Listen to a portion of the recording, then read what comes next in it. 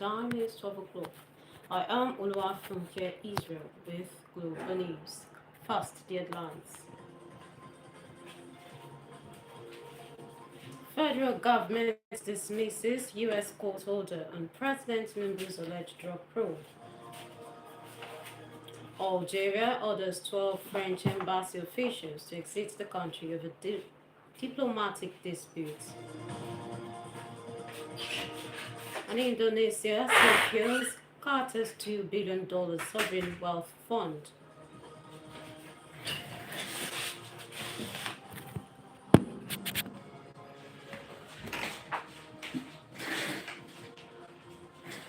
Now the news in full.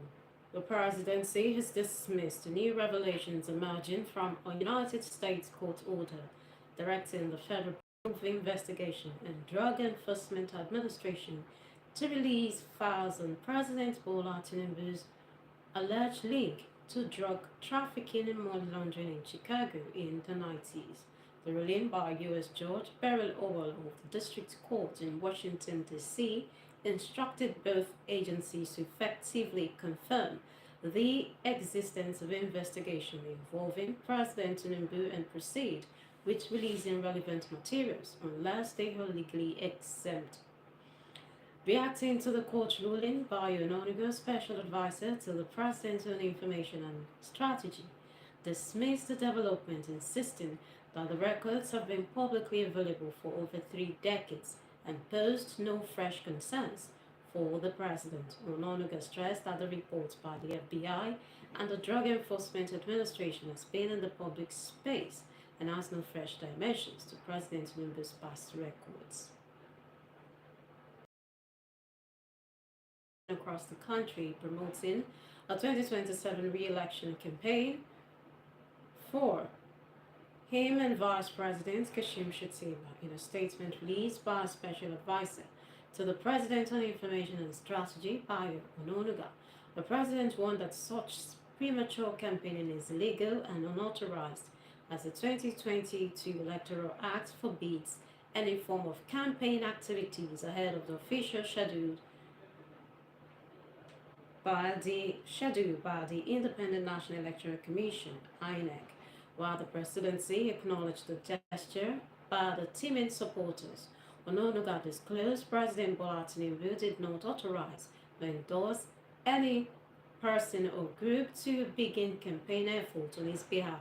He called on individuals and groups behind ongoing deployment of the 2027 campaign materials to discontinue the exercise, noting he would not support any campaign that breaches the laws of the land. Away from Nigeria, Togolese President Faure Gnassingbe has been appointed by the African Union to lead mediation in the conflict between the Congolese army and Rwanda-backed M23 rebels in Eastern Democratic Republic of Congo. He replaced Angola's President João Lourenço, who stepped down. He replaced Angola's President João Lourenço, who stepped down to focus on Angola's AU leadership duties. Gnassingbe took over at the tense moment following M23's January offensive that captured key cities. Previous Angola-led talks collapsed after M23 withdrew due to European Union sanctions. His appointment comes amid competing mediation efforts from Qatar, which recently hosted direct talks between the Congolese and Rwanda presidents. The AU hopes Gnassingbe will unify peace efforts and revive stalled negotiations. Somalia has launched a national voter registration campaign in the capital, Mogadishu, marking a major step ahead of contentious local elections set for June. Chairperson of the National Independent Electoral and Boundaries Commission, Abdikarim Ahmed Hassan, made the announcement during the launch that the voter registration will begin Tuesday, April 15. The cabinet approved 2 bills to transition the Horn of African country to one person, one vote presidential election scheduled for 2026. He said it is the first time in nearly 50 years that Mogadishu residents will visit registration centers following President Hassan Sheikh Mohammed pledged in 2023 to move Somalia away from its clan-based indirect voting model. Meanwhile, opposition leaders, former President Sharif Sheikh Ahmed and Mohammed Abdullahi Mohammed, have rejected the introduction of the new electoral system. Algeria has ordered 12 French embassy staff and workers from the Interior Ministry to leave the country within 48 hours. France's Foreign Minister Jean-Noël Barrot on Monday linked the move to the arrest of 3 Algerian nationals in France, one of whom is a consular official.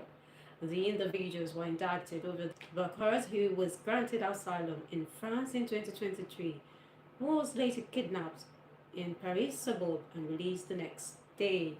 Algiers claimed the incident is being used to derail recent diplomatic progress and continue to push for Barrot's extradition, accusing him of fraud and terrorism. This is Vicinity 95.3 FM. KG Ladies. Global News will continue shortly.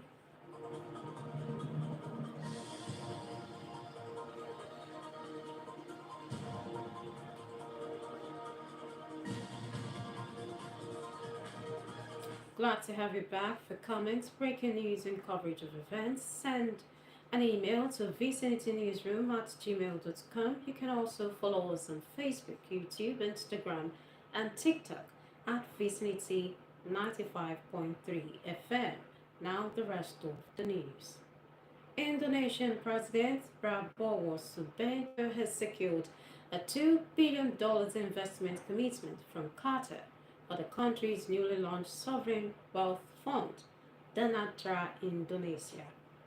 The president confirmed Qatar's Emir Sheikh Tamim bin Thani support for the fund that is aimed at accelerating Indonesia's economic growth.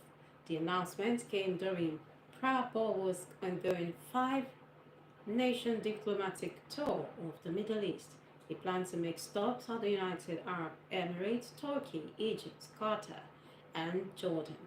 Danatra Indonesia, established in February with an initial budget of $20 billion, is designed to take control of government stakes in state-owned enterprises with the goal of boosting annual economic growth from 5 to 8% alongside sweeping government spending cuts. Israeli multiple strikes across Gaza on Sunday hit a hospital municipal building, killing at least 21 people, including children, as Israel vowed to expand its security presence in the small coastal strip.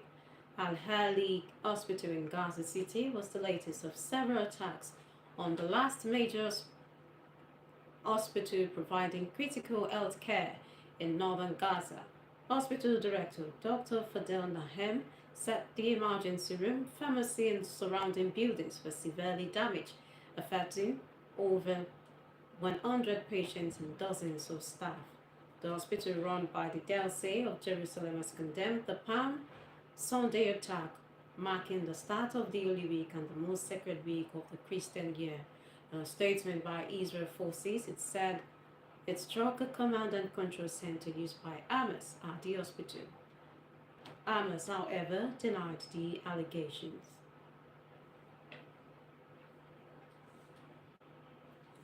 The Palestinian Foreign Ministry has condemned Israeli Prime Minister Benjamin Netanyahu and his son for their critical remarks against French President Emmanuel Macron.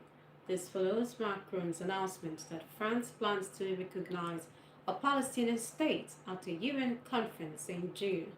In a statement from Ramallah, the ministry labeled Netanyahu's comment as unjustified and offensive, accusing the Israeli leader of rejecting peace efforts and favoring military solutions over political dialogue. In a significant diplomatic development, Iran's top negotiator, Dr. Araghchi, met with U.S. Middle East envoy Steve Witkoff in Muscat, the capital of Oman, at the highest level nuclear talks between the two nations since the collapse of the 2015 nuclear deal. Following the talks, Iran's foreign ministry confirmed that Dr. Araghchi will head to Moscow later this week for pre-planned discussions on the Moscow's negotiations. According to reports, Russia and China have also engaged with Iran, and Moscow warning that military confrontations over Iran's nuclear program could lead to a global catastrophe. The talks comes just weeks after US President Donald Trump sent a letter to Iran's supreme leader for dialogue, while also cautioning for possible military actions. A new round of Iran-US talks is set for Saturday, April 19th. A bit of sports in a surprise loan move to Galatasaray last summer. Victor Osimhen lit up the Turkish league, having scored 25 goals in 33 competitive matches since joining the club. Osimhen has continued to maintain his form, which hasn't gone unnoticed, as big clubs across Europe line up to secure his services next summer. Osimhen's loan deal at Galatasaray expires at the end of the season, after which the forward will return to Napoli. However, it is likely that he will be allowed to leave the club, having completely fallen out with the board. It appears Barcelona are targeting Osimhen as a powerful striker who can serve as an alternative for Robert Lewandowski.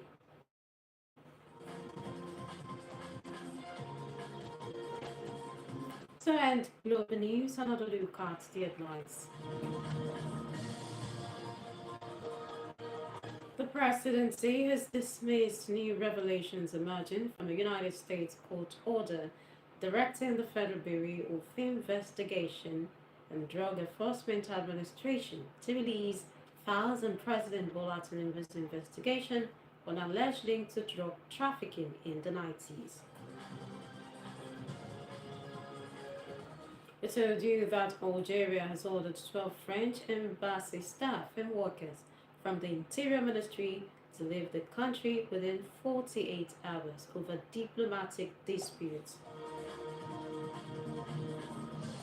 Lastly, you heard Indonesia's President Prabowo Subianto has secured a $2 billion investment commitment from Qatar for the country's newly launched sovereign wealth fund, Danatara Indonesia.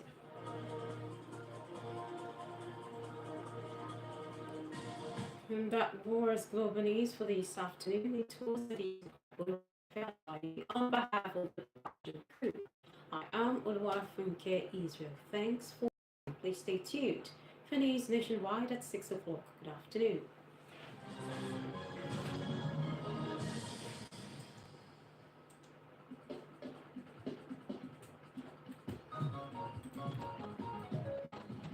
We need wild follow. We wild follow. Vicinity FM 95.3.